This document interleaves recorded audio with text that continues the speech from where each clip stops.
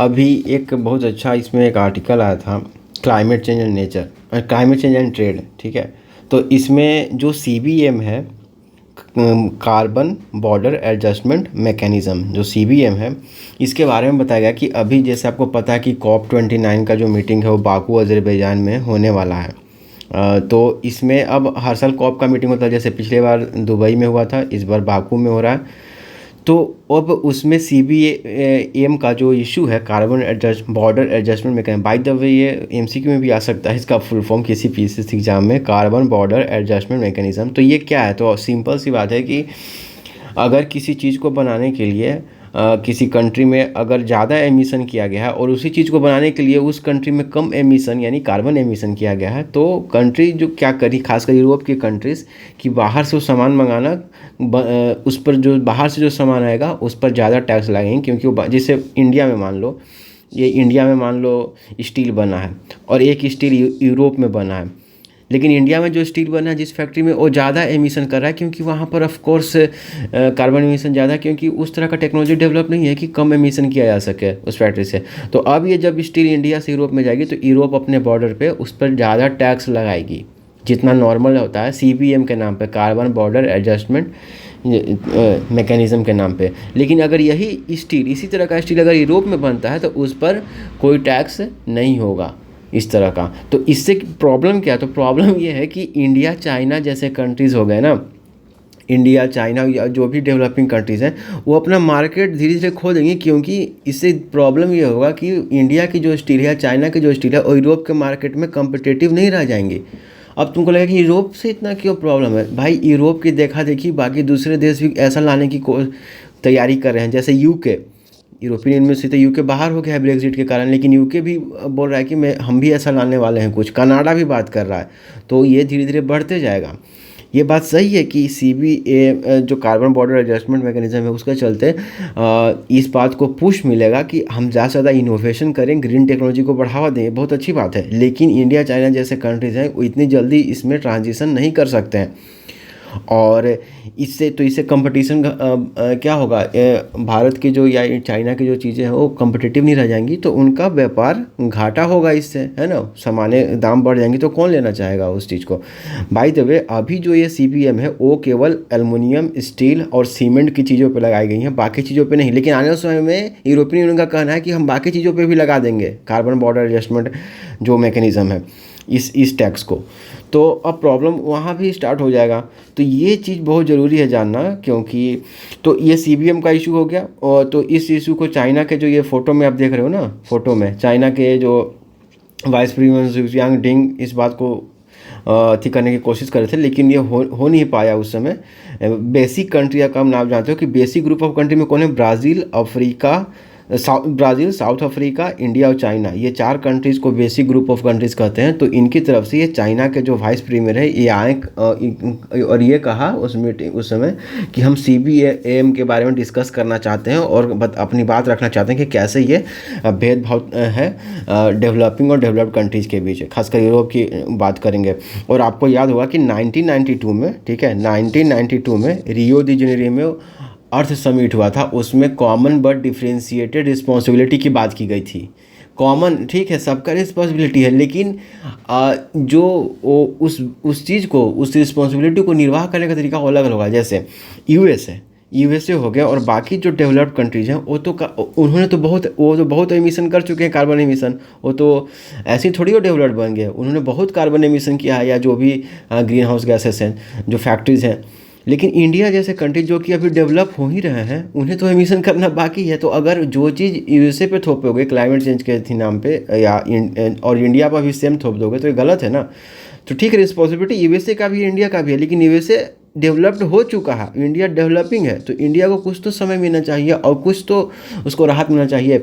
अगर इंडिया को सीबीएम के नाम पे अगर इस तरह से उसका ट्रेड इम्पैक्ट उस पर गलत पड़ेगा तो इंडिया और बाकी लोग तो इशू रेज करेंगे। ऐसा नहीं है कि इंडिया क्लाइमेट चेंज को नहीं रिड्यूस करना चाहता है, उसने तो जैसे इंडिया का अभी 203 गीगावाट का क्या है, 203 गीगावाट का रिन्यूएबल एनर्जी उसने अपना, ये उसकी क्षमता है इंडिया की, 203 गीगावाट तक बढ़ा लिया है। ये कम बात थोड़ी है। अभी हाल ही में बहुत सारे सोलर एनर्जी पर बढ़ावा, विंड एनर्जी बहुत सारे कुसुम योजना जो है किसान वाली, कि सोलर पंप और सोलर ग्रिड लगाने का भारत सरकार का, वो भी है। कई सारे बड़ा बड़ा सोलर पार्क बन रहा है।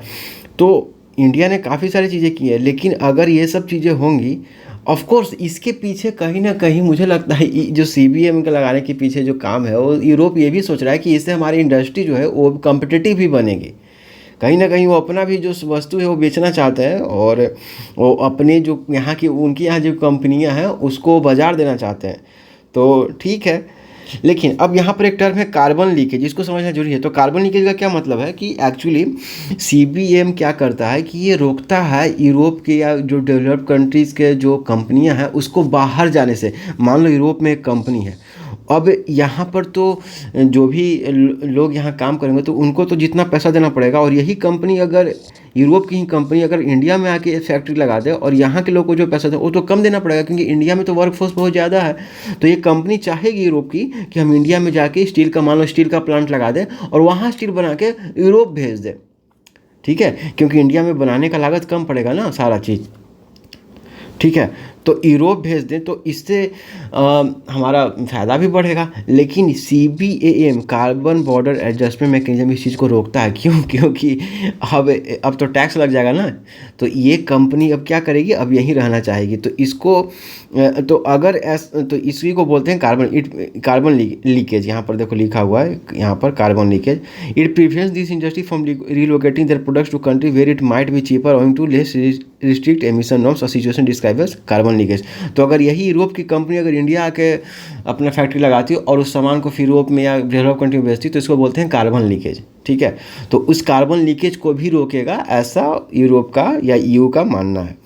तो ये ऑब्जेक्टिव है। लेकिन अब देखो पेरिस एग्रीमेंट है, अब तुम्हारा पेरिस एग्रीमेंट में लिखा हुआ है कि हम क्लाइमेट चेंज की फाइट में कोई भी ऐसा मेजर नहीं लेंगे जिससे कि डेवलपिंग कंट्री के सोशल, यहाँ पर देखो सोशल इकोनॉमिक पे इम्पैक्ट पड़े, ठीक है, मतलब गलत इम्पैक्ट पड़े। तो ऑफकोर्स CBM तो गलत इम्पैक्ट पड़ ही रहा है। तो ऑफकोर्स ये आने जो COP20 का जो हमारा अभी होगा, अभी मीटिंग होगा, उसमें इस इशू को बहुत चीज़ बढ़ाया जाएगा। अब देखो आगे ये जो आर्टिकल जिन्होंने लिखा है अमिताभ सिन्हा ने, उन्होंने ये भी कहा है कि ये सब के नाम पे, क्लाइमेट चेंज को अथी के नाम पे, ठीक है ये होना चाहिए, क्लाइमेट चेंज को रोकना चाहिए, अच्छी बात है। लेकिन क्या है ना कि जो डेवलप्ड कंट्रीज है वो इसके आड़ में ट्रेड रेस्ट्रिक्शन को बढ़ावा क्या कर रही हैं, दे रही हैं, ठीक है, ट्रेड रेस्ट्रिक्शन को बढ़ावा दे रही हैं। और ये लिखते हैं। और कई सारी चीज़ें हैं नॉन टैरिफ मेजर, ये तो टैरिफ मेजर हो गया CBM थोड़ा स्ट्रिक्ट टाइप का, लेकिन नॉन टैरिफ मेजर भी है इसमें। यहाँ पर देखो नॉन टैरिफ मेजर यहाँ पर कहीं होगा, there are some non tariff trade measures link to climate change as well, ठीक है।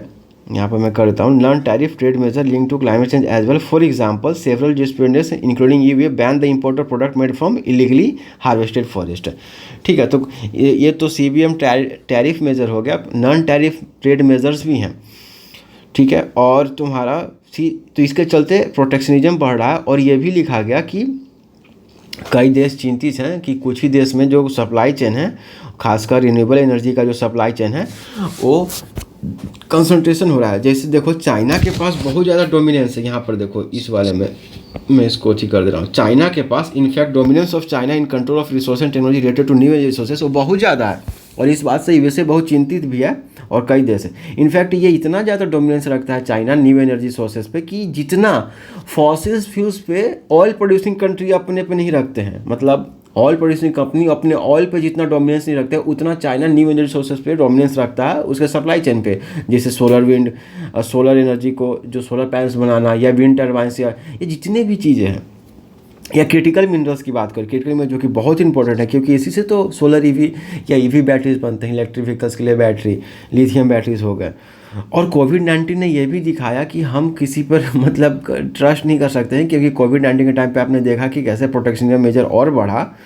तो सब कोई चाहते हैं कि अपना जो कंसंट्रेशन एक जगह ना हो, हम भी कुछ ना कुछ हिस्सा अपने पास रखें। तो ये भी चीज़ है।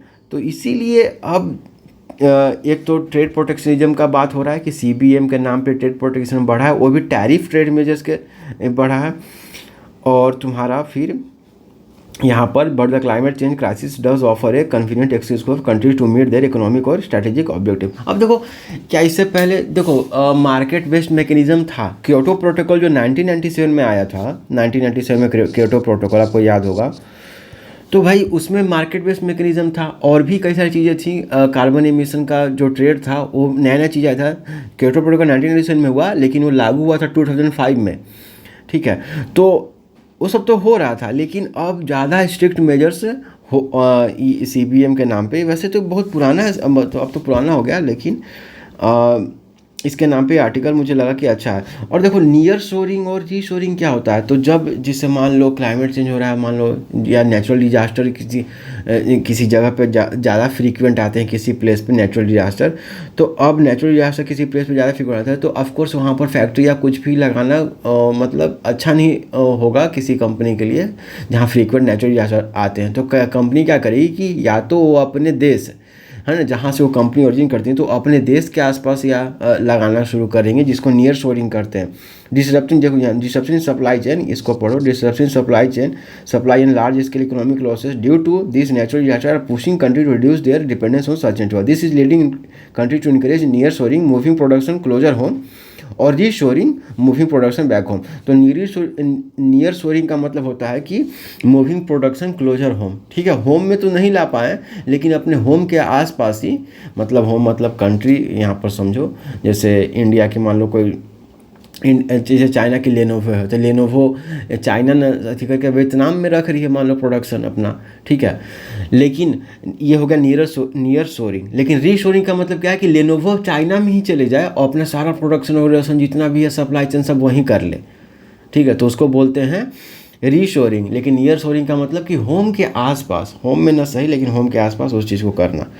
तो यहाँ पर कई सारे कार्बन बॉर्डर एडजस्टमेंट मैकेनिज्म हम लोगों ने देखा। फिर कार्बन लीकेज क्या होता है कि सेम कंपनी अगर दूसरी जगह जाके कम लागत में किसी चीज़ को और वहाँ ज़्यादा इमिशन करके, क्योंकि ऑफकोर्स ज़्यादा उतना ज़्यादा टेक्नोलॉजी सॉफिस्टिकेटेड टेक्नोलॉजी का यूज नहीं करोगे तो इमिशन तो ज़्यादा होगा ही। तो और फिर उसे सामान बना के उसी कंट्री में या दूसरे डेवलप कंट्री में उसको सप्लाई कर देना। तो ये हो गया कार्बन लीकेज। फिर हमने पेरिस एग्रीमेंट की बात की, क्योटो प्रोटोकॉल का बात हो गया। फिर देखा कि ग्लोबल कोविड के बाद जो डिस्ट्रस्ट आया है सप्लाई चेन में, फिर चाइना का जो डोमिनेंस है। फिर नियर शोरिंग देखा हमने, मूविंग प्रोडक्शन क्लोजर होम और री शोरिंग मतलब मूविंग प्रोडक्शन बैक होम। तो ये चीज़ था बेसिक कंट्री के बारे में जाना। तो ये था क्लाइमेट चेंज एंड ट्रेड के बारे में कि क्लाइमेट चेंज और ट्रेड कैसे रिलेटेड है और इससे आने वाले समय में काफ़ी सारी चीज़ें डेवलपमेंट होंगी, क्योंकि क्लाइमेट चेंज एक बहुत ही बड़ा इशू है आज के वर्ल्ड में, आप मानो या ना मानो, ठीक है।